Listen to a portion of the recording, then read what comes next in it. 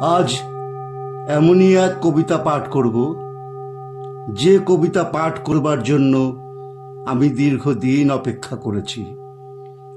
এমনই এক বিস্ময়কর কবিতা, যে কবিতার কোনো নাম হয় না।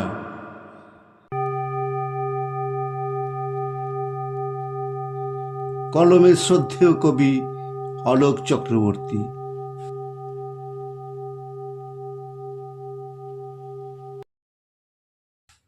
ভিডিও এডিটিং এবং কণ্ঠ প্রক্ষেপণে আমি মানব।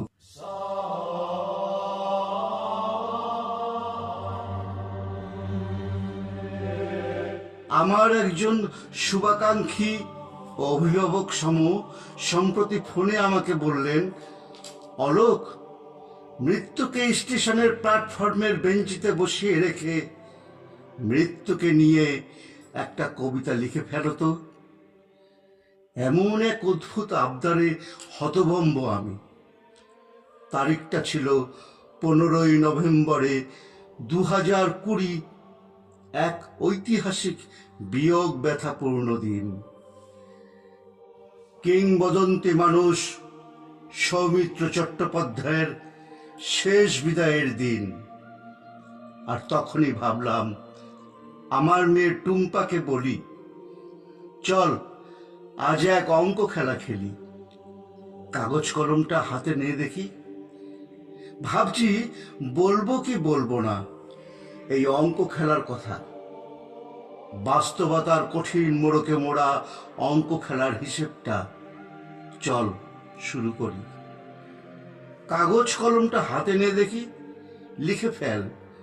আজকের তারিখটা বিয়োগ হবে শৈশব, কৈশোর, যৌবনকাল। হাতে থাক স্টেশনে প্ল্যাটফর্মের বেঞ্চে বসা বার্ধক্যের অন্তিম বারাণসী। চল আজ এক অঙ্ক খেলা খেলি।